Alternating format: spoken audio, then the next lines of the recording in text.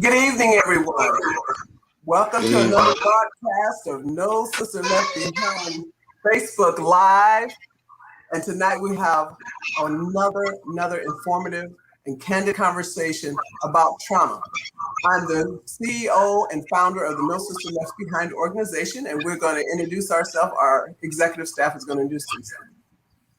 Hi, I'm Linda Factory, and I'm the financial treasurer of No Sister Left Behind. And it's good to be back with everyone tonight and looking forward to the conversation. Yes.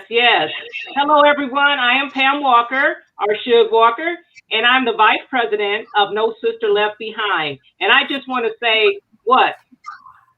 We're so happy to have you tonight.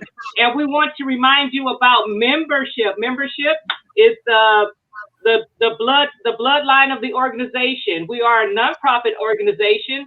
And so all memberships and donations go directly to our programming and help us to do the day-to-day operations of No Sister Left Behind. So I want to encourage you right now to share. We have an important program tonight that Ms. Linda's going to tell you about, and I hope that you all enjoy it. Yeah, great.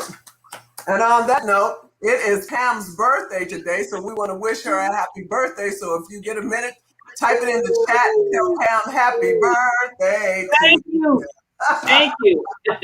So we are excited about that. But we do have another very, very candid information about trauma tonight. So we're excited about that because the more we're educated about those things, the more that we will seek help if we're in need. So tonight we're going to start off with Larry Birch. Larry Birch was in a traumatic motorcycle accident. So he's going to talk with us tonight and just tell us a little bit about himself, and then we're going to ask him questions. So Larry, it's on you, sir. My name is Larry Birch. I've been on Miss Factory now all my life. I grew up at church with him. I'm a single father raising 2 kids. I love God. I be a better person each and every day. Yeah. Okay, Larry. So you ready for your questions, sir? Yes, ma'am. All right. The first question is, would you share with us what you remember about your traumatic experience? Well, I was riding with a couple of my friends coming from our park, and we was getting ready to ride to Fresno to the halfway run. And one of the guys was riding crazy, popping wheelies going in between us, so I tried to get over to let him go by because I was scared he was going to run into me. And when he passed me, I lost control of my bike and hit the median, and then he hit a pole and jackknifed and cut my leg off. And then the first thing that came to my mind was the scene with Jesus when he died on the cross. And the sinner asked, could he be forgiven for his sins? So immediately I asked God for forgiveness if I live or die. And I told him, if I make it, give me the strength to deal with it. Then peace came over my body. My. Wow. How did you feel when you arrived at the hospital then? Well, when I got to the hospital, I was hurting. Because when they went down into the ambulance bay at KMC, my leg, I just felt all the blood like going back into my legs because my right leg, it was chopped off and the blood was skeeting out, but they put a belt over it and pulled it tight to stop the blood from shooting out. But it felt like both of my legs were sticking straight up. And then I remember the nurses, the doctors, they were saying like, they were speaking in the doctor terms, but they rushed me in and they put me under. And that's all I remember until I woke up. All right, Larry, I'm going to ask you the second question. How were you mentally and emotionally after the accident? When I woke up and I saw my legs was gone, I was excited to still be alive. All right. Because I knew when I had my accident that I wasn't in right standings with God, per se. So I was happy to have a second chance to get it right. So how were you emotionally? I mean, having to learn how to deal with having your legs no longer there. How you were okay? I was okay. I was kind of sort of embarrassed because when the nurses had to come in, change my dressing, help me use the restroom and stuff like that, it was embarrassing to me because I've never had nobody see me like that. So it was just like, it was a whole different experience. But as far as just being alive and having to learn how to walk all over again and all that stuff, I was up for the challenge. I felt like God spared my life and He gave me the strength to deal with it. So instead of me looking at it as a bad thing, I celebrated it as what can I say, as a second chance in life. So I always celebrate that day as an actual birthday, for God giving me a second chance. Wow, that's good. That's good, Larry. You're gonna make me start shouting up in here. Um, did you ever receive any therapy for it or anything like that? Oh yes. They sent me home with both of my legs open, so I had to cover my own wounds and stuff until they closed up. But once they closed up, I met a doctor out of Fresno. He was tied in with the church I was going to because every year they go over to Guatemala and donate legs and prosthetics to the people that's poor.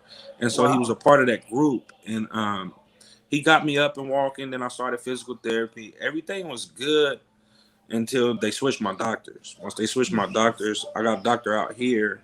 And I was trying to explain to him my sockets aren't fitting right. So that's when I stopped walking. But, I was up walking before my legs closed all the way. Okay. Okay. So when you say your legs closed, are you talking about them healing up or? Yes, because what happened was my legs had got infected. So they had to take they had to open the wounds up, clean them out, and then they had to heal that way. So they made me do wet to dry applications over each wound. Okay. Wow. Wow. Okay. So you didn't need any help psychologically. I mean, mentally too. No, everybody who came into the hospital, I told them don't be crying. Celebrate that I'm still here. And they was like, but we can't see you like this. And I'm like, but I lost my legs, not you guys. So we're not going to look at it in a bad experience. We're going to look at what God did because truthfully, I shouldn't be here. So instead of feeling down and sad for me, be happy. Let's celebrate, the goodness of God because I could have been gone. Yeah. Yeah. And you know what I want to go ahead. Go ahead. My doctors thought I was crazy though. They was like, most people don't act like that. Yeah. I'm like, it's God. That's all I could say. Wow. So they are amazed just how you were your mentality and everything. Yeah. After everything you've gone through. That's good, Larry. That's good. I want you to tell our audience how you take care of your children. Oh man, I do everything. Like it's. I look at it as like I have to do it. They're nobody else's responsibility. I made them, and even though the situation with me and their mother didn't work, I still have to stand up and be responsible for what I did. Because I grew up without my father, and I always made a promise that if I had kids, I would never leave them. I don't want them to go through what I went through. So every morning we wake up, I make them breakfast, give them a bath, we go play at the park. It's challenging because my 3-year-old, he listens. My 1-year-old, she wants to run everywhere. So it's hard trying to chase them, but I just have my son chase after my daughter, get her. He helps me out a lot. He gets the pampers and stuff for me, the wipes or whatever. When I'm in there bathing her, I'll be like, son, go get the pampers, go get the pull-up, get everything situated and ready while I'm washing her off. Then I'll wash her, get her out, do him. And then we just have fun. I talk to them and love on them. And I try to encourage them and not let them see me going through what I'm going through, dealing with the situation of us not being a family. Yeah, that's good, Larry. I'm so proud of you. I think I have one question, and I don't know if I even need to ask it. So, how are you doing today? How are you doing since you've had your accident? And I mean, I know it's been how many years? It's been several years. October 3rd, 2009. I think it's like almost 12 or something around there. It's over 10. Yeah. It's been a minute. Yeah. I'm blessed. Actually, to me, it was a blessing in disguise. I was at a point in life where like I was mad at the world, mad at all the people who did me wrong. I was upset because my mom passed away when I was younger, and it really taught me how to appreciate life. We take life for granted and not realize that we take little things for granted. As far as like waking up every morning, brushing our teeth, having a roof over our head. So it taught me how to appreciate life. It brought me closer to God, and it taught me how to trust God because I can't do what normal people do. Well, I do what normal people do, but technically I'm not supposed to do what normal people do. And it just is eye opening because like God always say that don't worry about tomorrow, let tomorrow take care of itself. I didn't know what that meant until now. I was always worried about where I'm gonna lay my head, how I'm gonna pay this bill, how I'm gonna pay that bill. Well, I'm here to tell you, it's been 12 years and I ain't worked, but probably a week in 2019 at the fairgrounds. And all my bills has been paid, food always been on my table, clothes always on my back, and he's been helping me with these 2 kids. Yeah. I don't run out of Pampers, I don't run out of milk, I don't run out of nothing.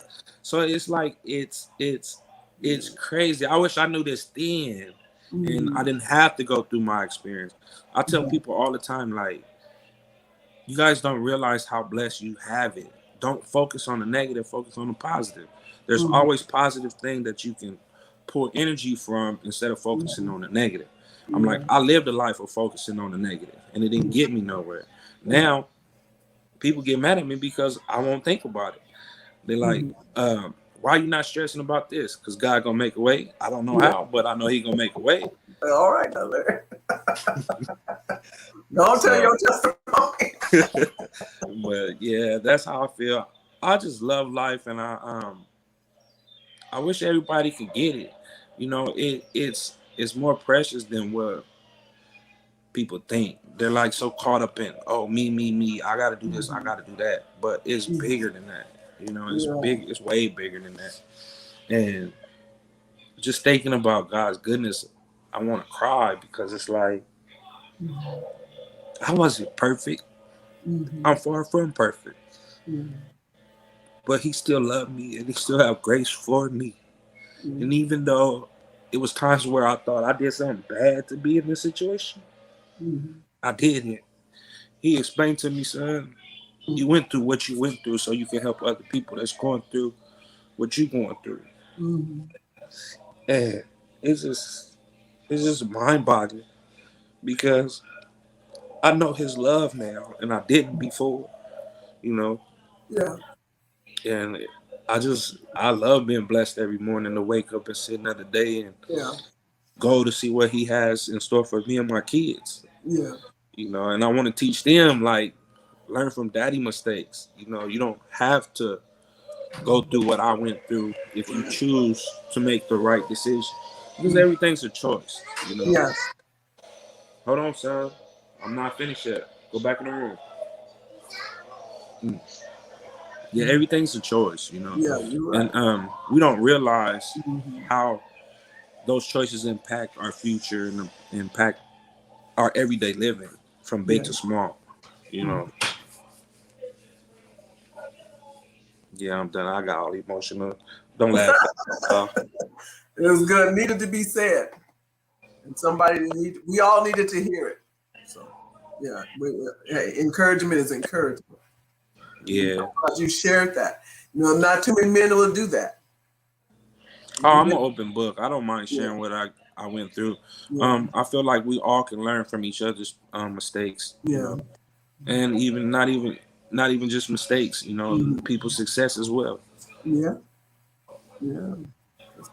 Well, is there anything you want to share with the audience? I mean, other than just your story, any word of encouragement or anything? If somebody out there is going through, has experienced something traumatic, physically traumatic for them, is there anything you want to share? My thing would be allow the people to help you. The people that's really reaching out to you, that really care for you, find your circle of friends that really have your back and reach out to them. Don't isolate yourself because that's what the devil wants. You to be isolated so he can play in your mind.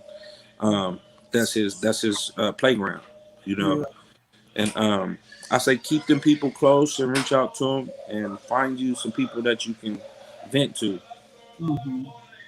Because that's what I had to do. I kind of cut off. Well, actually, when I didn't have the money to do all the stuff I was doing, people kind of left anyway. So Yeah. I found me a circle of people that I can confide in, and that's what I do. You know, I call my pastor. If I can't reach him, I reach out to his son, Rick Shaw, which is one of my good friends, and I talk to him. I try not to get ungodly counsel because I don't want the wrong thoughts going through my head. Yeah. But that's how I deal with what I'm going through. I pray to God. I get up and I follow Pastor Keon Henderson on Facebook, plus my pastor. And then we have men fellowships where we talk about what we go through.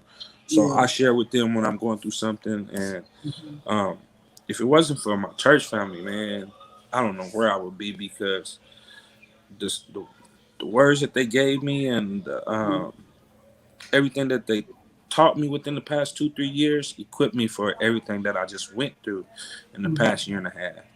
So it's like my whole mind frame, I look at everything, it's not the person, it's the spirit operating in the person. If you look at it that way, you can deal with people differently. You won't react to what they're saying because you already know. It's just the enemy trying to get you off of where you're going. And so that's just my personal opinion. Oh my goodness.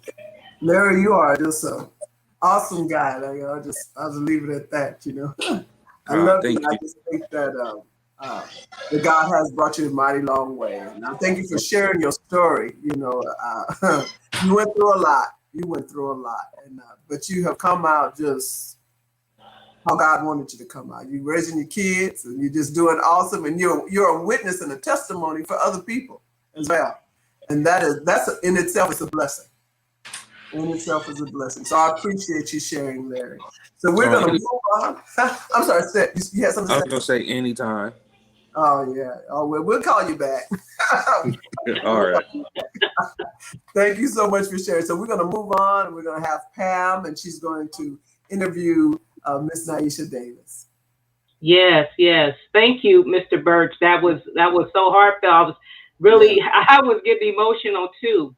But I just, you know, I thank God that that He was with you on that day, and that He continues to be with you, and your faith is strong. And so I want to thank you for your testimony. You know, I really do. And I just pray that God will continue to be with you and help you. And you have some beautiful children. We met them earlier. So tonight we have Miss Naisha Davis, and she was with us on our very first program when we did a program regarding mental health. She and Dr. Tracy Powell, and we have her back again tonight. We are blessed to have her back again tonight because she has so much information, a wealth of knowledge. And what I'm going to do is I'm going to ask you, Miss Naisha Davis, to introduce yourself and tell us a little bit about what you do, and then we will get into the questions, if you don't mind.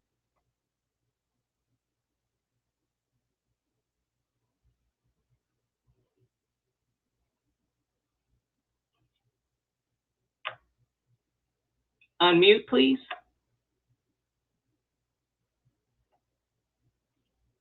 Unmute, please.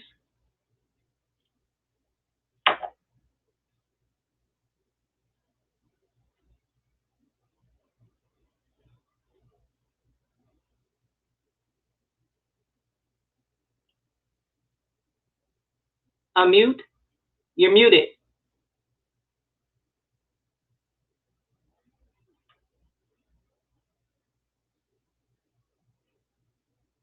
Okay. It's saying her mic isn't connected. Oh. Here, I'll give her. Can you guys hear me? Yes. Okay. Welcome. Can you guys hear me? Yes, welcome.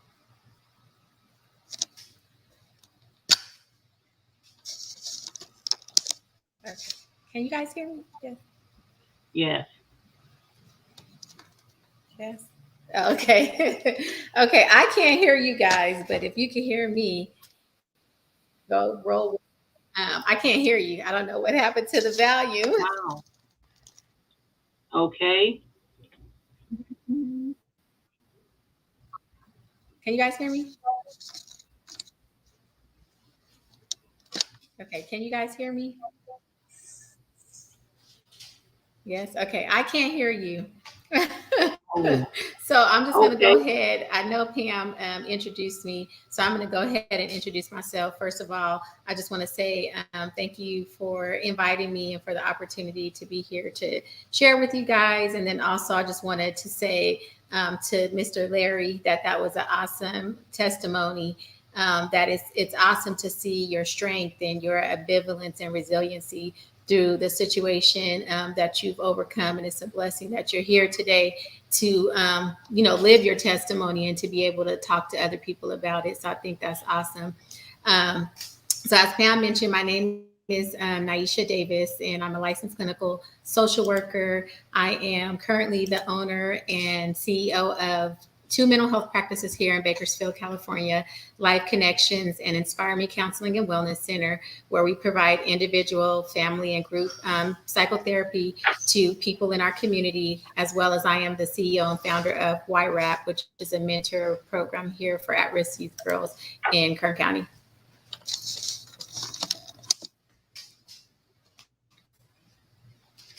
Okay. Thank you, Ms. Davis. So let's get right into it. The first question that we have for you tonight is basically if you could please define to our audience the meaning of physical trauma. Are there various levels or types of physical trauma? And if so, what are some examples of that?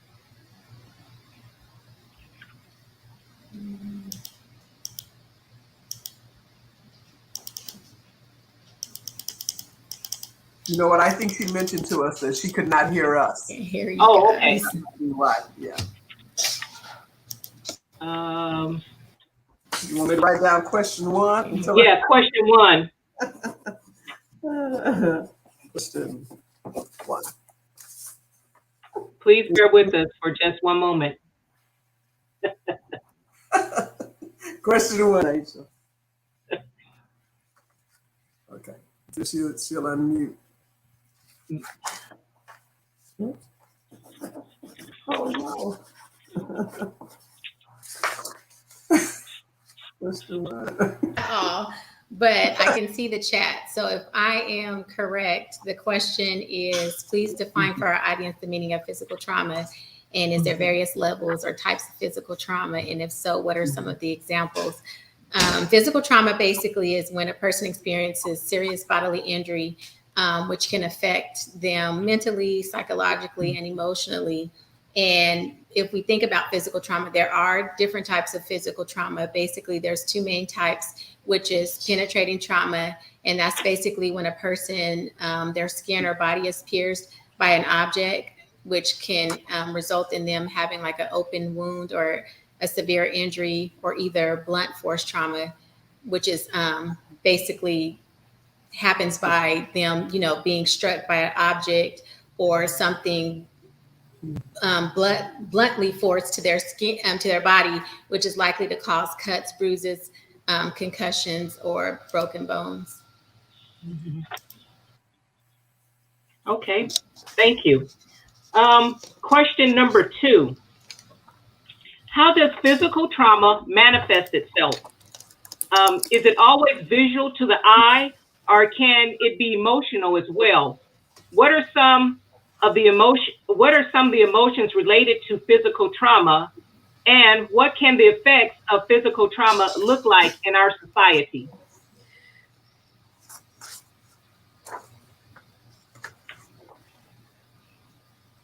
I get the question too. Okay. Can you guys hear me? Yeah, we hear you. I'm going to log in from my phone because my computer, I cannot hear anything you guys are saying. Okay.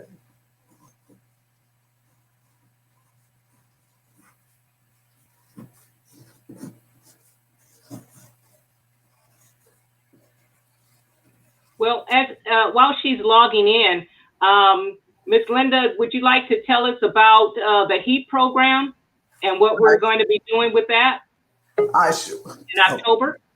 Sure. I'll tell you a little bit about the HEAT program. We had a meeting, and so we changed the order of the program where ladies can now attend. The first session is going to be October the 9th, and the second session is going to be November the 6th. instead of coming back 4 Saturdays in a row, we're just going to do one session. It's going to be a 4-hour session in completion.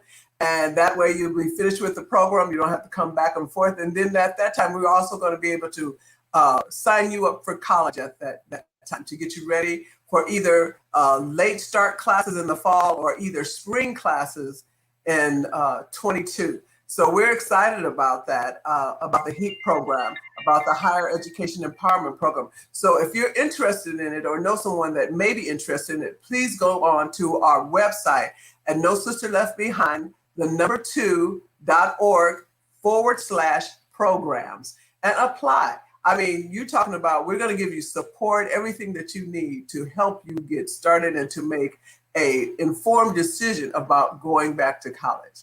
And so that's all I have to say about the Higher Education Empowerment Program. Okay, so while you're logging Ms. Naisha in, I just want to say, if you are a young lady aged 18 to 44, and you desire to go back to college or to get a higher education, it could also be a trade if you're interested in a trade. What we'd like for you to do is to go to our website at No Sister Left Behind, the number 2.org, and click on programs. From there, it will prompt you on how to sign up for our HEAP program, and that's Higher Educational Empowerment Program. Okay. I think Naisha's on. Okay, Ms. Naisha, can you hear us? Yes, I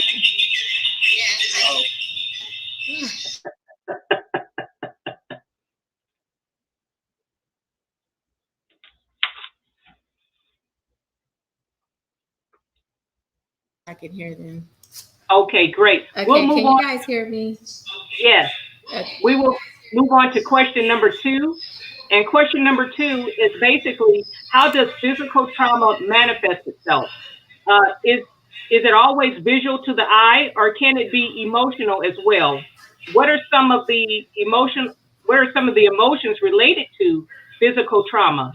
And what can the effects of physical trauma look like in our society today? Okay. So physical trauma definitely manifests itself when a person experiences some type of like domestic violence, rape, or witnessing any act of violence. It could be a severe illness or the death of a loved one, or either through a natural disaster or just from someone fighting in the military. Oftentimes we see people who have served in the service that experience many type of mental trauma. And it also disrupts a person's normal previous level of functioning. So when we think about physical trauma, it's not just visible like to the eye. So you think that, okay, if you see somebody that's experienced some type of physical trauma, they may have like a body ailment that you can visibly see. However, it goes beyond what a person can see on the outside. For example, Mr. Larry shared his story, he is very resilient from what he experienced. However, there are people who have been affected by some type of physical trauma that is emotionally struggling. And what that can look like is a lot of sadness, feelings of hopelessness, a person that has restructured perceptions, somebody that's experiencing anxiety and fear, a person that has hypervigilance, low mood, lack of touch with reality, avoidance, disassociation, feeling disconnected or numb, somebody that has a lot of feelings of guilt and shame. They can still be in like shock and denial and disbelief because of the situation that happened to them. Okay. Thank you for that. Now, does physical trauma only affect the victim, or can others suffer? And if so, how? And how does physical trauma affect one's physical as well as mental health? Okay. So physical trauma does not only affect the victim, how oftentimes it affects the people that are around them. So for example, if you think about a person's friends or their family members, a husband, a wife, sibling, a mother, a father, they're often affected as well.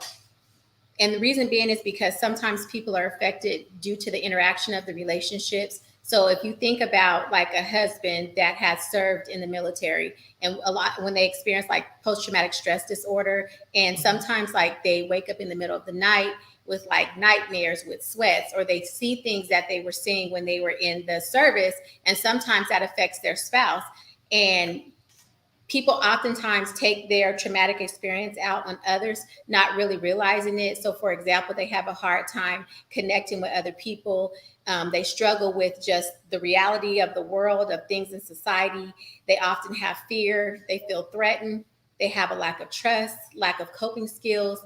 They are consistently being triggered, and they have a lack of processing and properly healing or beginning the healing process, as it takes tremendous energy to keep the functioning as a human being. So if you could imagine like a person that has experienced something traumatic, and if that was something that basically caused them to their world was changed because of that specific thing, it's hard for them to connect to the world as normal, because their thoughts are misconstrued and the way that they look at life is not the same as they did before. And because they're oftentimes carrying these memories of the trauma, especially if, again, they haven't begun the healing process, or avoiding the traumatic situation, meaning that they disassociate from it. They don't want to think about it. They like to pretend that it doesn't happen, but they continue to carry these memories. And because of these memories, it causes them to constantly stay in a vulnerable state.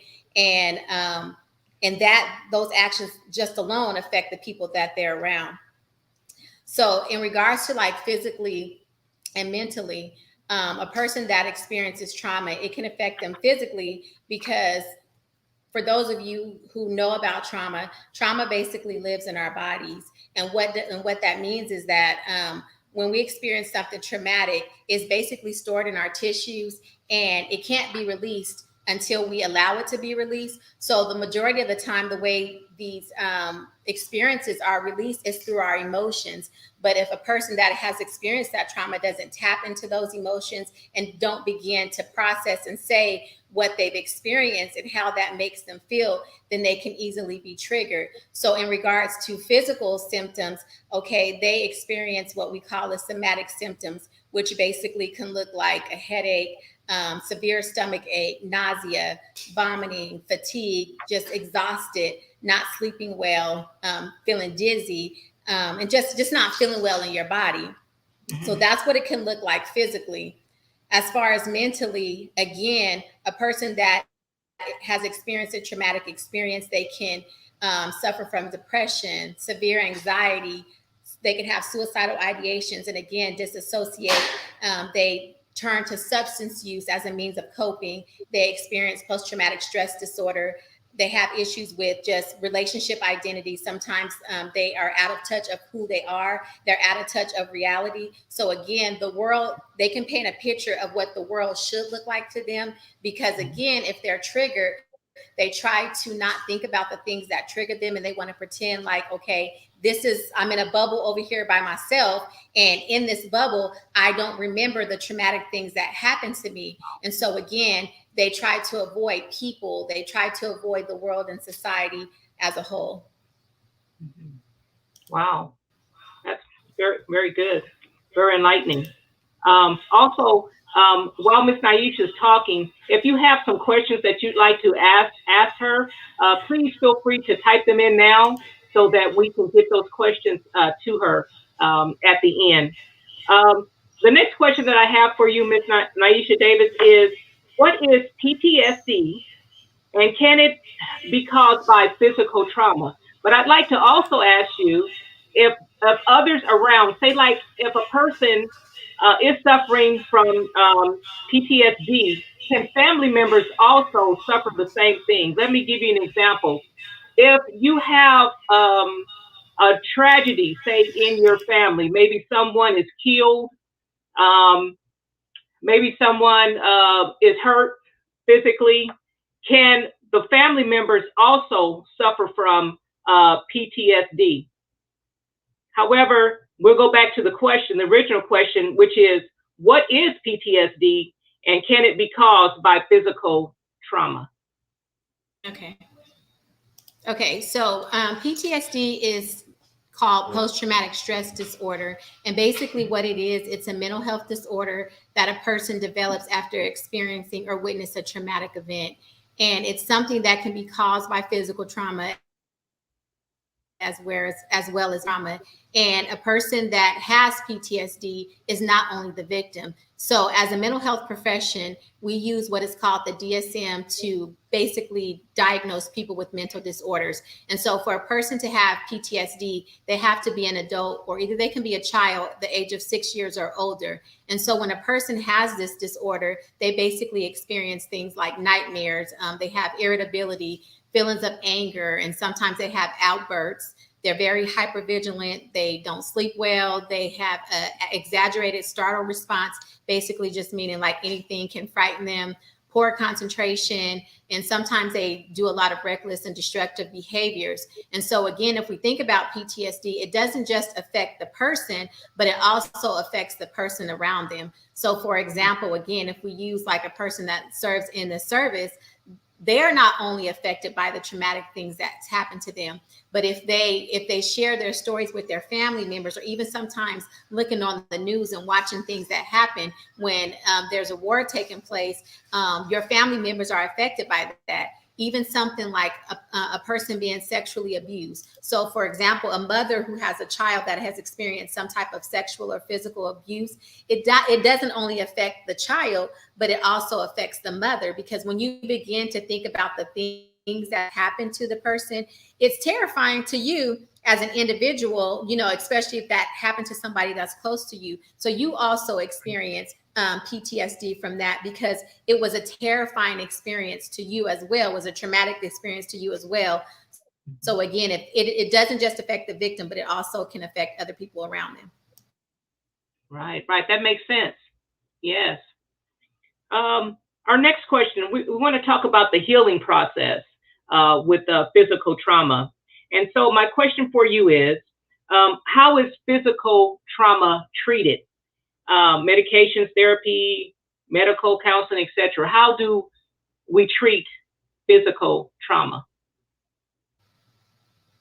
Okay, so physical trauma can be treated different ways. So for example, if we think about a person that has, that was severely injured and they have like a ailment or a condition to their body, sometimes they have to be treated medically for that condition, as well as, okay, if they suffer from mental issues as a result of their physical trauma, then that can be treated through medications. Sometimes medications, as far as like psychotropic medications for mental, is not always alone enough. So I think last week when Dr. Powell was talking about psychotherapy and medications, that medications are really only like 10% of, part of the solution when it comes to a person and mental issues. That is not just the medication alone, because the person has to be willing to do additional work. So that's when psychotherapy comes in. And when we're doing psychotherapy to treat somebody for a mental condition, there are different treatment modalities that we utilize to help a person that has experienced trauma. So there's not one particular modality that's just like the one all be all that works for every person. But because considering the person and considering whatever they've been through, you may use one specific modality or you may use multiple. So for example, individual or group psychotherapy, treatment modalities such as CBT, which is cognitive behavioral therapy, treatment modalities such as EMDR, which is eye movement desensitization and reprocessing, meditation and mindfulness. So for example, people that receive EMDR therapy, I'm not a trained EMDR therapist, and you do have to receive special training, and you have to get additional training after you have been certified to actually be able to provide that type of treatment, because it's really intense that they do it when they do it. But CBT is like a great treatment modality that can be used for trauma, because it's helping you to move away from the negative aspects of the trauma and focus more on the positive. So for example, I'm just going to go back to Mr. Birch's story. Okay, he could have took on a mindset to where he could have been negative, and that negative mindset could have caused his life to be totally different. But because he chose to be resilient, he took on a positive mindset, and chose to appreciate life and what life still had to offer him, even in the midst of his traumatic situation, and didn't allow that traumatic situation to overtake them. So when a person begins the healing process, they have to understand that, okay, trauma, like I mentioned earlier, trauma lives in our bodies. And in order to overcome that, you have to basically identify what that trauma is to you. So for example, if somebody has been sexually abused, it helps if they say, I've been sexually abused, is what this abuse did to me. I felt violated. I felt rejected. I felt used and abused. And then once they say those things, then that's how they can begin to heal from that. Because one common way, as I mentioned before, is disassociation. A lot of people that have experienced any type of traumatic event, they disassociate, and basically they pretend like that it never happened. They try to block it out of their minds. They try to bury it and say that, okay, if I forget about this, then I don't have to worry about it anymore. I don't have to live with that. But what happens is that when people do that, they get triggered at some point in life, and that comes back up. It can be through a word somebody said to them. It can be through like an experience that made their minds go back to that event that happens to them. And then when that happens, they begin to relive all of those feelings that they experienced during that time all over again. I've even seen where a person has had a dream and dream about the traumatic experience that happened to them, and that triggered up everything. They tried to pretend like it didn't happen, but in the dream, they remembered the things that happened to them. So then when that happens, you have to live with that reality. You have to face that and be able to begin the healing process. Yes. Wow. Wow. That's powerful right there. Yeah. Yes. Lot of good information. So, can the effects of physical trauma ever be cured? Even if the injury, for instance, is life altering? I would like to say yes. I feel that a person can be healed from the effects of physical trauma, even when the injury is life altering. For example, Mr. Birch is a great testimony to show that that can be done. Outside of like therapy and medical procedures that it takes for a person to be able to begin to heal from this process, it takes a person to have a willing mind and for somebody to be receptive and open to treatment, whether that's medical treatment, mental health treatment, psychotherapy treatment. And if they're resilient, then I believe that anybody can overcome any traumatic incident if they desire to. Yes, yes.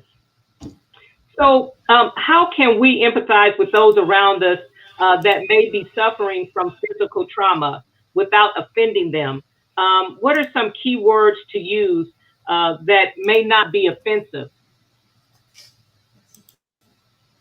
Okay. I think you give the volume cut off again. I couldn't hear you, but I know which question we're on. So we can empathize by educating ourselves and attempting to put ourselves in the person's shoes and just have a listening ear.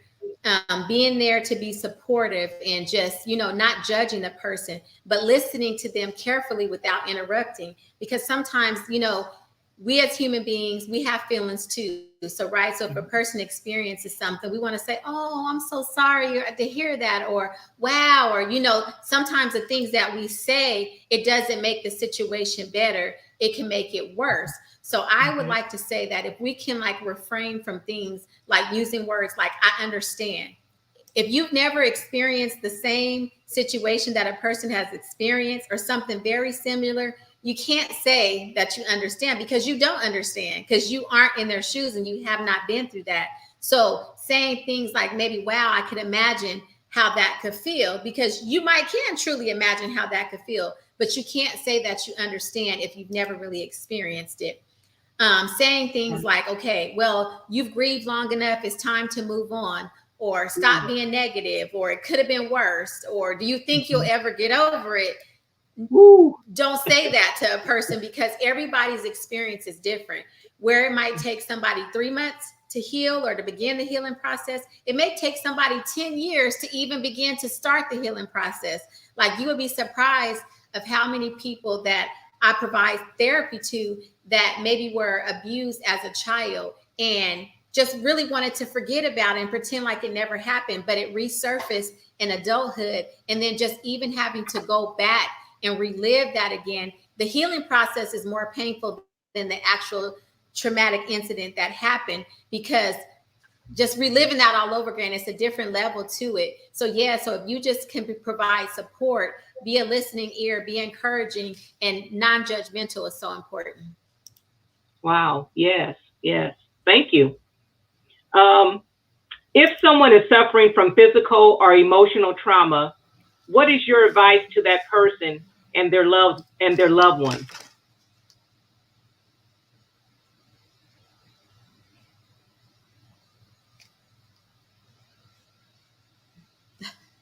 I can't hear. I can't Okay. hear. Can you hear me now? Can you hear me now? Did The, it come back on? I can't hear you. okay. Okay.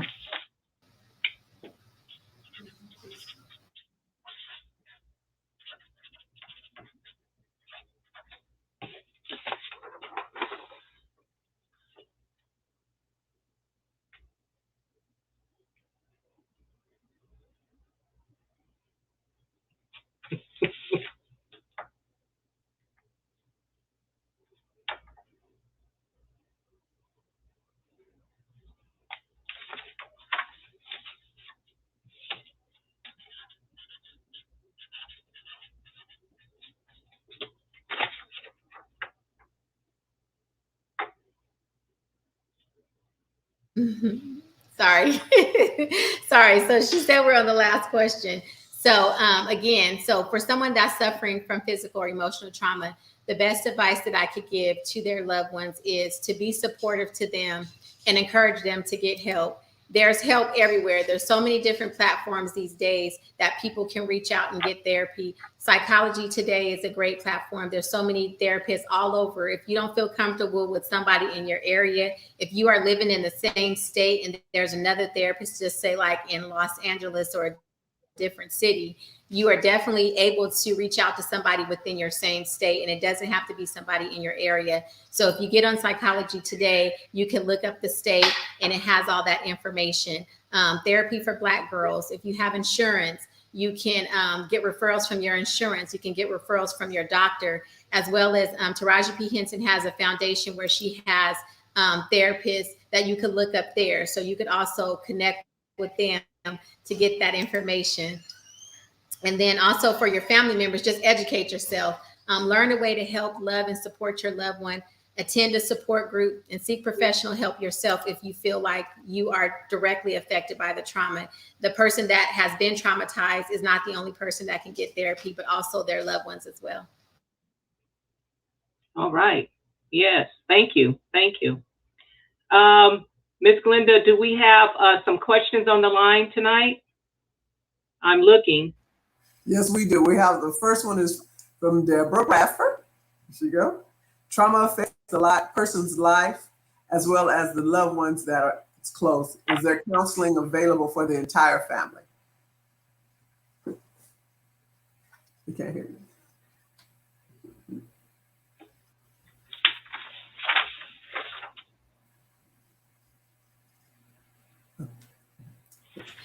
Naisha. Mm-hmm. Okay, so I have my friend logging into Facebook so I can hear because I can't hear you guys.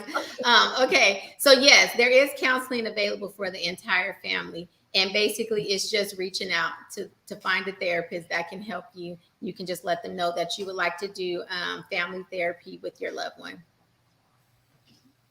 All right, thank you. Mm-hmm.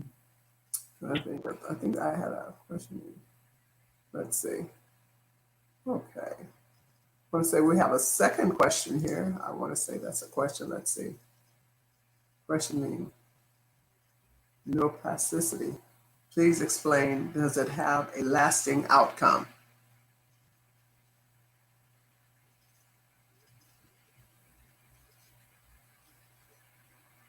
That's you, Naisha.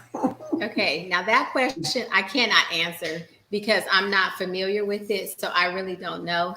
And if I give you an answer, it'll be giving you an answer off of my guess and not my personal experience. So I'm not sure about that one. Yes, no problem. We can always get back to Ms. Vicki Kemp with an answer. You know, I have a question for you, Naisha. I want to ask this question. I don't until someone comes up with some questions, but I want to ask you this question. When a lot of children or young girls or boys are molested and the parent goes into denial if it's their husband or boyfriend that is, you know, were the perpetrator or the aggressor. When the parent goes into denial, is there some type of mental thing going on there, like denial of, you know, I know you mentioned denial earlier. So is that something that you see a lot of as well? Denial of, you know, I know you mentioned denial earlier. So is Oh, yes, most definitely. That is something that I see a lot of. And a lot of times it's because the parent sometimes they're embarrassed of what happened, and they can't even live with their own guilt and shame of what has happened to the child, for failure maybe to protect the child, or either for actually causing the abuse to the child. So when I've worked with people that have experienced that type of trauma and that type of abuse, really what they're looking for from the abuser is just to admit that they really did that and that really happened. And them saying that, well, I'm sorry if you felt, or I'm sorry if you thought.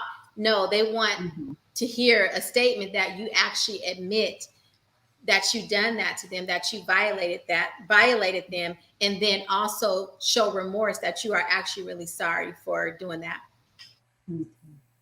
Okay. All right. Do we have any other questions, ladies? Any questions for Mr. Larry Birch? You have any questions? I would just like to say that the whole discussion has just been eye-opening and awesome.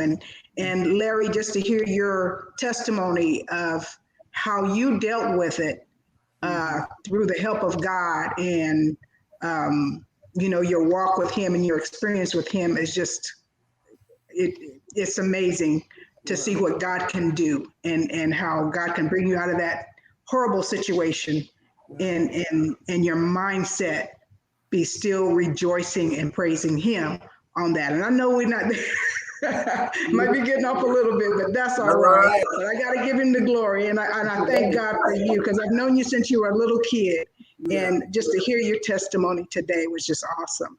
And Naisha, your information is just it's needed, so needed. Thank you.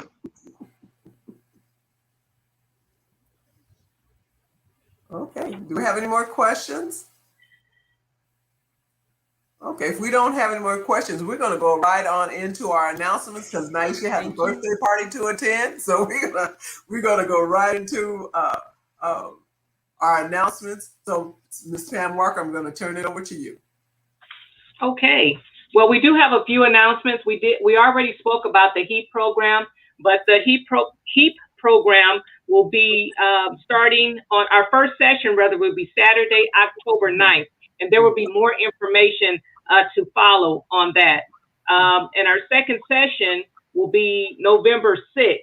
So again, register right now at No Sister Left Behind, #2.org, and hit program, touch on program, and it will walk you through what you need to do in order to sign up for our higher educational empowerment program. Next week, woo, we're going to have Stephanie Prince, who is also a licensed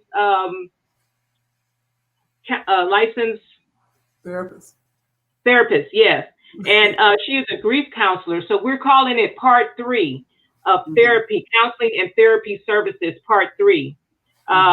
Grief after a tragic loss. That's what we're going to be talking about next week, right here at 6 p.m. On Facebook Live.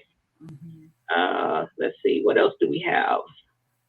I think that's about it, except for, if I can, I'd like to say thank you to everybody who donated to No Sister Left Behind, honoring my birthday today. We've far exceeded the $300. And I'm so grateful and I'm so thankful to everyone that really touched me. I truly believe in No Sister Left Behind and all this organization is doing in the community and all the goals that it has for our community, helping Black women in the community specifically. And so I just want to say thank you so much from the bottom of my heart. I was really touched by every donation, every shout out, and I just want to say thank you. Yes, yes. Do you want to also do a call to action for membership again? Some people got up like membership. I think I spoke about it when we first came on tonight, but it is so vital. It's so important.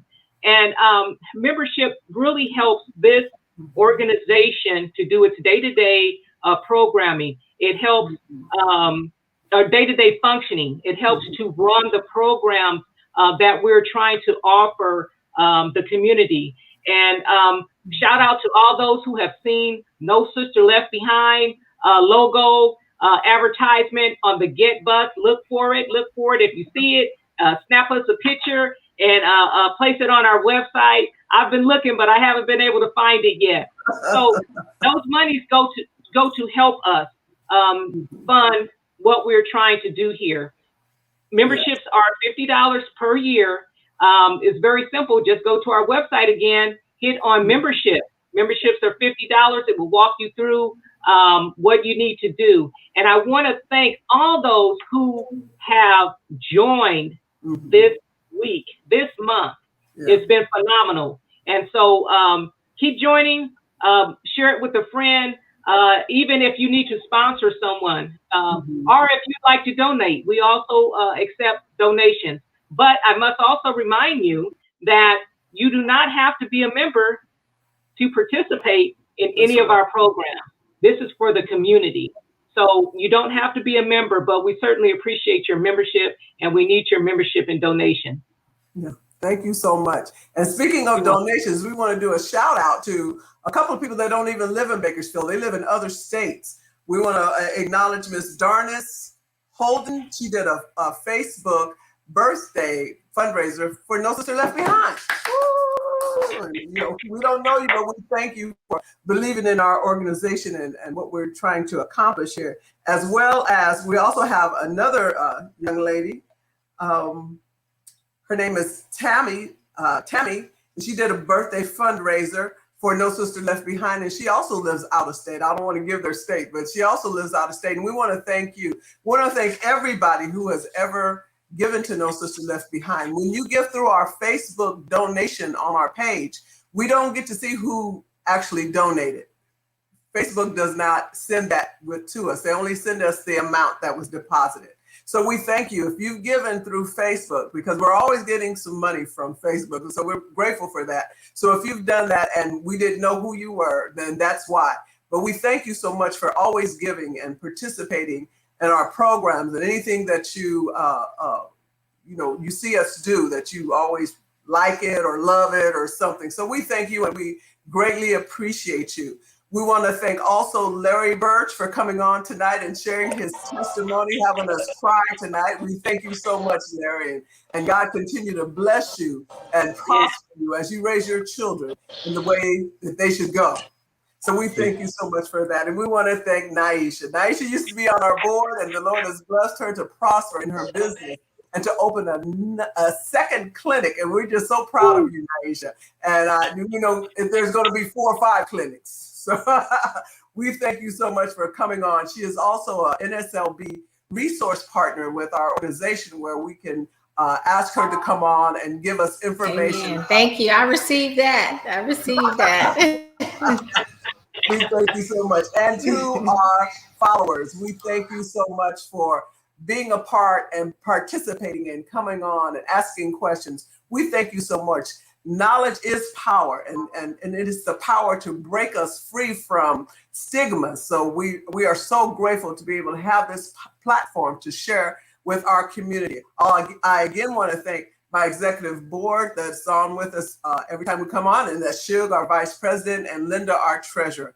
Today, again, is Shug's birthday. If you came on too late and you weren't able to hear the birthday shout out, please tell her happy birthday over in the chat. Again, we thank you so much for being on tonight. Again, Mr. Birch and Ms. Davis, we love you and we thank you and we appreciate you so much. Thank you again to our audience, and we are so grateful that everyone is here tonight. Have a good evening, and we thank you and God bless you.